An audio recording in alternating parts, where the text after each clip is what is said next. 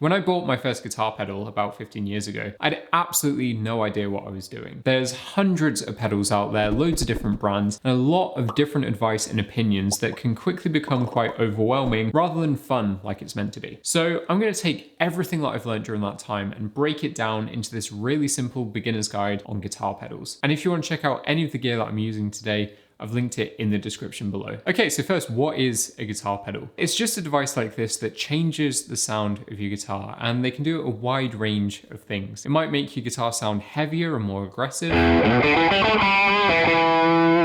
create echoes when you play,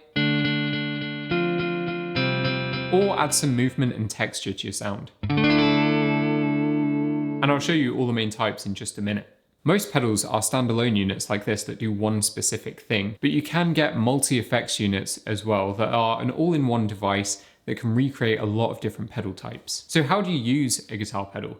Well, they work by taking your guitar signal and changing it before it reaches your amplifier. So to use one, you connect your guitar's output to the pedal's input using a guitar cable, then connect the pedal's output to your amplifier's input using another guitar cable. Then make sure it has power, because it needs power to work. Most pedals will also have controls that let you dial in different sounds, and a way to turn it off and on so it's not always active. You can also combine multiple effects pedals together, with each one adding its own effect to your sound. To do that, you connect them together using shorter cables called patch cables. Once you start using a few pedals, they're usually organized on a pedal board like this. And most players will use a power supply to power all the pedals from one place, rather than using a lot of different individual plugs. So as I said, there's a lot of different types of pedals out there, but luckily they fall under a few different categories. We've got gain, modulation, time-based effects, filters, pitch effects, and then what I call utility pedals. And let's start with gain, because I find that's where most people tend to start, because it's one of the biggest changes you can make to your sound and one of the most useful pedals that you can use for different styles of music. And if I'm being honest, I think they're the most fun. Gain pedals are all about increasing your guitar signal to create a driven, heavy sound that's similar to turning up the gain on your amplifier. At the lowest end, you've got boost pedals, which just boost your signal a little bit. And by themselves, they're quite subtle, but they're useful if you want to drive your amp a bit harder, or drive your gain pedals a bit harder, or just boost your volume for something like a guitar solo.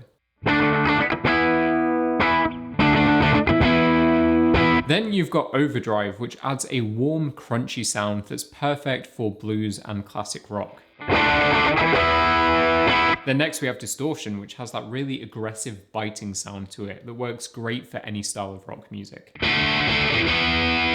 And on the most extreme end, we've got fuzz, which completely blows out your guitar signal and creates this really thick, saturated, almost buzzy sound that I think works great for grungy, alternative, and shoegaze music.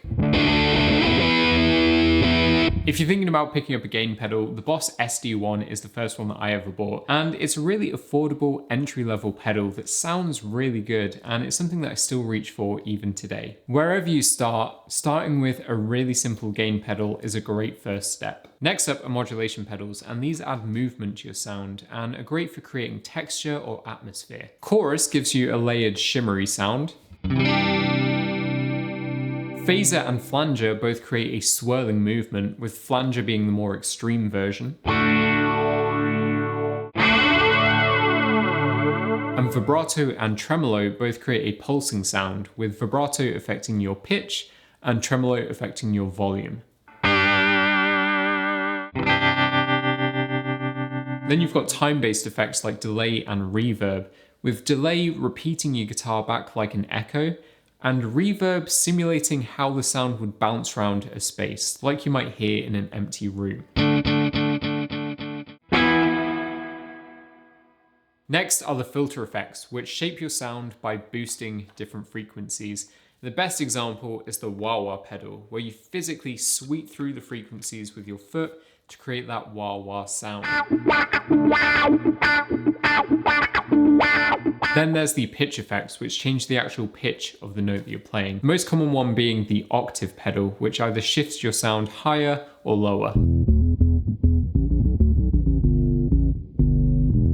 And there's more advanced pitch shifters out there as well, like the Digitech Whammy, that can actually change the tuning of your guitar without touching the tuning pegs. Finally, we've got the utility pedals, and I see these more as practical tools than effects. Loopers let you record and layer your playing in real time. EQ pedals help you shape your tone more precisely, like the controls on your amp. Compressors even out your guitar's volume, so they make the quieter stuff louder and the louder stuff quieter. And tuners, like the Boss TU series, help keep your guitar in tune, which to me makes them one of the most useful pedals you can own, even though they're not the most exciting. So while that might seem a bit overwhelming, the good news is you don't need one of each type of pedal. You don't even need one from each category. Even after years and years of playing, I don't have every single pedal type, and that's because I don't need them to get the sound that I'm looking for. So where do you go from here? Where do you start? Well, I really recommend starting with one pedal that really excites you and does something that your amp currently can't do. So if your amp hasn't got enough drive, try an overdrive, distortion, or fuzz pedal. If you want that bigger, more atmospheric sound, try a delay or a reverb pedal. The real key is to start small and be intentional with what you buy. That's really, really important, because that way you're going to build up a quality pedal collection over time that's tailored just for you and your specific sound. It's also helpful to look at the type of gear that your favorite guitarist uses as well. Forums, Reddit, and sites like Equipboard are great resources for finding out what gear bands use. Also, the Premier Guitar Rig Rundown show, that's really good as well. Once you know the type of pedal that you're looking for, you're going to notice that there's a lot of different brands out there, and I tend to group them into three categories: the mainstream brands, the budget brands, and the smaller companies and boutique builders. And honestly, there's quite a lot in that group. For beginners, I recommend sticking with the mainstream brands to start with, because I find that they're a really good balance between quality, reliability, and price. And before you buy your pedal, remember you'll need a second guitar cable and a way to power it as well. Not all pedals come with power adapters, so just double check. Now, there's a few common mistakes that beginners make that can really hold them back. And I think the biggest one is comparing your setup to other people's. Looking at the pro pedal board setups, or even my pedal board, can be fun, and it's really important for learning the different types of pedals and what's out there. But it's super important to remember that a lot of these have been built over time and cost a lot of money. So you're not going to be starting with everything straight away, but I think that's a really important part of the process. Starting with one pedal and learning how to fully use it, get the most out of it, and then building out your collection from there is going to teach you so much more than starting off with a massive pedal collection. It'll actually force you to see how much you can get out of your amp, out of your guitar controls, and even out of your playing style. And it will teach you about the types of pedals that you like and how they work together. So even though it might seem a bit limiting, it's actually a really useful lesson. Another thing you might come up against is there's a bit of gear elitism in the guitar world. Like any hobby, really. It's unfortunate, but it is there. So don't be afraid to like what you like. As I said, my first pedal was this entry-level Boss SD1, and it's still something that I constantly use today. You don't need something expensive just because it's expensive, and you don't need a vintage lost to the ages pedal just because it's rare. It's much better to figure out what's missing from your sound and then buying a pedal to fix that problem, rather than buying based on trends or what people are saying you should be buying. And related to that, not every pedal is going to work out for you, and that's a-okay. That's completely part of the process. The whole pedal buying process is iterative. It's like 3 steps forward, 1 step back. It completely depends how a pedal sounds using your gear, your playing style, and how it sounds to your ears. I've had a bunch of pedals come and go over the years as my gear and my tastes have changed.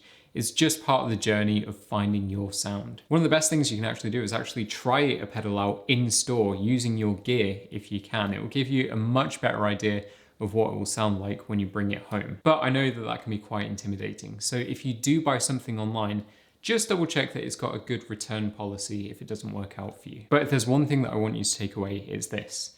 The goal isn't to get the best pedal or the rarest pedal or most expensive pedal. The goal is to get a pedal and build a setup that inspires you to play and have fun, because that's literally the entire point of this. So hopefully this has made the world of guitar pedals seem a little less overwhelming and given you a clearer idea on what your first guitar pedal might be. If you do plan on building out a pedal board in the future, then I've got a video that you can come back to that explains how to set one up, how to connect them all together, and how to order them as well, because that's quite important. If you've got any questions, drop them in the comments down below and I'll do my best to help. Otherwise, thank you for watching. I really hope this helped, and I'll see you in the next one.